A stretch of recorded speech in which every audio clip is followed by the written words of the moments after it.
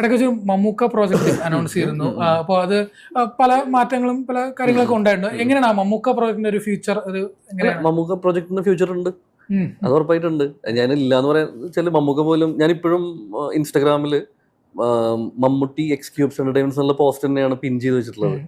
അത് മമ്മൂട്ടി കമ്പനിയുടെ പേജിലും ഉണ്ട്. അത് ഇപ്പൊ രണ്ടുപേരും മാറ്റത്തിടത്തോളം കാലം അതുണ്ട്. അതെന്താണ് എങ്ങനെയാണെന്നുള്ളത് ഫ്യൂച്ചറിൽ. ഇൻസ്റ്റയുടെ കാര്യം പെട്ടെന്നൊരു കാര്യം ഓർമ്മ വന്നത്, ഈ അനിരുദ്ധിനെ കൊണ്ടുവരുമോ എന്ന്. ആക്ച്വലി ഞാനൊരു കാര്യം പറയാം. അനിരുദ്ധിനെ ആക്ച്വലി ഞാൻ കോണ്ടാക്ട് ചെയ്ത് കൊണ്ടുവരാൻ പോയ മൂവി ആയിരുന്നു മമ്മൂക്ക മൂവി. ഓക്കെ, ഞങ്ങൾ സംസാരിച്ചു. അനിരുദ്ധ് നിങ്ങൾക്ക് വേണമെങ്കിൽ അന്വേഷിച്ചാൽ അനിരുദ്ധ് പടം ചെയ്യാന്ന് പറഞ്ഞതാ. ഞങ്ങൾ അതിലേക്ക് ഫുള്ളി ഇൻട്രസ്റ്റ് ആയിട്ട് നിന്നിരുന്നതാണ്. പക്ഷെ അതിന്റെ കുറച്ച് ടെക്നിക്കൽ ഇഷ്യൂസിലോട് ഞങ്ങൾ അങ്ങോട്ട് ആ പ്രൊജക്റ്റിൽ നിന്ന് രണ്ടു കൂട്ടരും മാറി. പക്ഷെ അനിരുദ്ധിനെ കൊണ്ടുവരാൻ വലിയ ആഗ്രഹമുണ്ട്, വരുത്തണ ആഗ്രഹമുണ്ട്. എന്തായാലും അനിരുദ്ധ് മലയാളത്തിൽ വരും. ആര് കൊണ്ടുവന്നില്ലെങ്കിലും നമ്മൾ കൊണ്ടുവരും.